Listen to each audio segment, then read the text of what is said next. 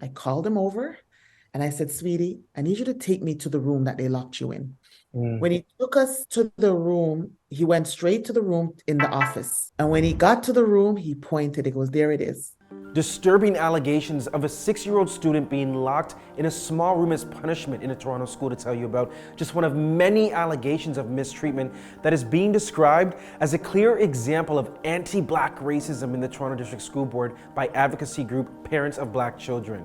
Hey, it's BG, and before we get into the details, I need you to do a few things, like subscribe to this channel, tap the notification bell, hit the like button, and make sure to follow us across all of our social media. So the mother of the 6-year-old boy, Faridah, says her son attended John Fisher Junior Public School in Toronto, where she says her son was targeted by school staff who called him obnoxious and unpleasant to be around. She even says she sent her son to school with a recording device to prove her child's case.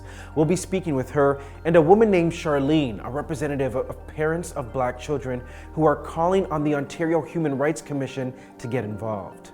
For Parents of Black Children, the organization, when did you see it was time to step in? When we were there on March 2nd, which was last Thursday, before getting to where they locked him in the room, I recorded 48 incidences against this one boy since September by principal, vice principal, teachers, and the secretaries of the office. When I heard about the recording, I had literally 2 to 3 days prior to was on a call, and I said, do we, as parents of Black children, have to start encouraging parents to get spy camera, hidden cameras to support, to capture the experience of their children? Because every time we go, we hear stories like, prove it. When I heard that a mother was so terrified, so scared that she thought the best way to support her child was to at least let me mic him up, in lack of better term. Even some of the things I have never heard before. For example,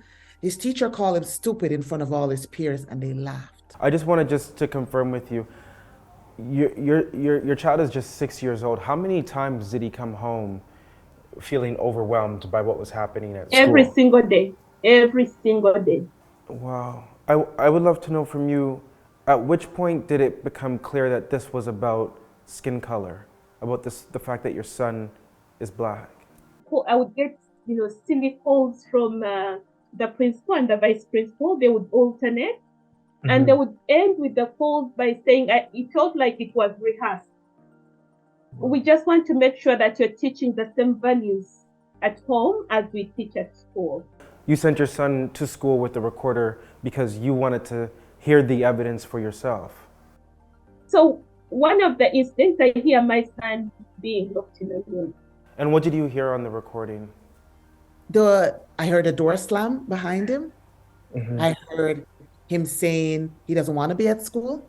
He wants to be with his mother. I heard how distraught he felt. I also heard him describing his trauma without realizing it's his trauma that he's describing, because he didn't feel safe. Has anything happened to the teachers in question? Because he did have several teachers, that oversaw him over his course at that school. What has happened to those teachers after Faridah got involved? We immediately sent a letter requesting a meeting. We gave them a deadline to respond. They did. The superintendent responded. We initially asked for virtual, and then I said no. Mom said no, she wanted an in-person, because we need to see the room he was locked into. After listening to all the stories, and we got to the part where Mom mentioned that he was locked in a room, I asked for them to show us the room. And I asked, who's going to show? Are we going to call the child to show us? The child came, I called him over, and I said, sweetie, I need you to take me to the room that they locked you in. I didn't ask him if, because I knew it happened. When he took us to the room, he went straight to the room in the office. And when he got to the room, he pointed, he goes, there it is. All I saw was a desk, a mic on the desk, as well as a pen or pencil, and like a speaker box. And I took a picture immediately because I knew no one would believe. I went inside and I locked the door because I needed to have that feeling. I can't even stretch my arms out without curling them to make sure it doesn't touch the wall. I looked to our boss and I said, I need her gone immediately.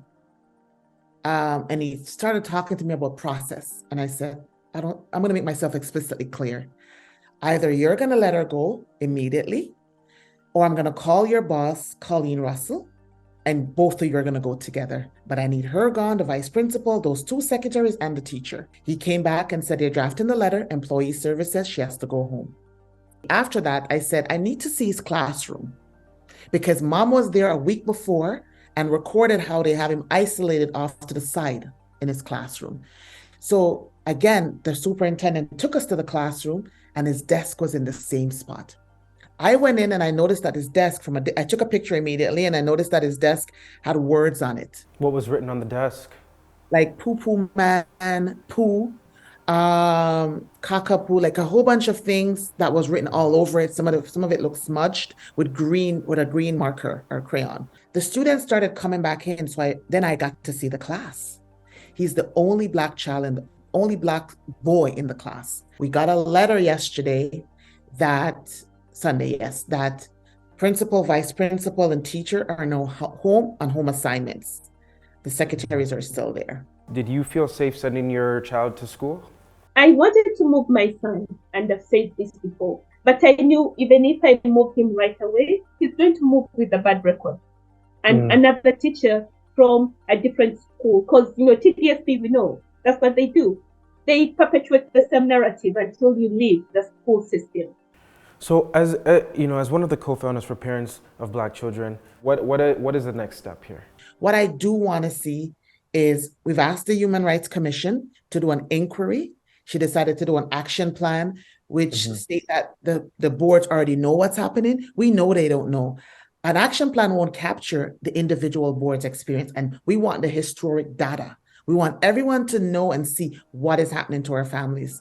We are so sick of these meetings. We're sick of the one-on-one meetings with one school board. We need a provincial approach on how to tackle anti-Black racism for our families to make sure our kids have a peaceful and safe education. Charline, thank you so much. Faridah, thank you so much for sharing your story, and we hope that you get the justice that you rightly deserve.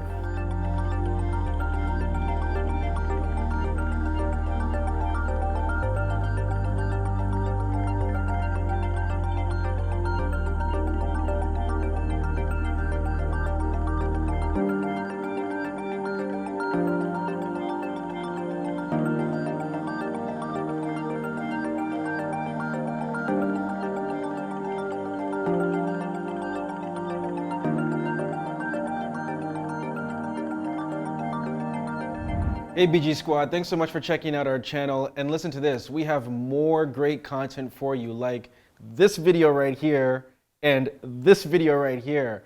By the way, don't forget to subscribe to this channel right now and tap that notification bell.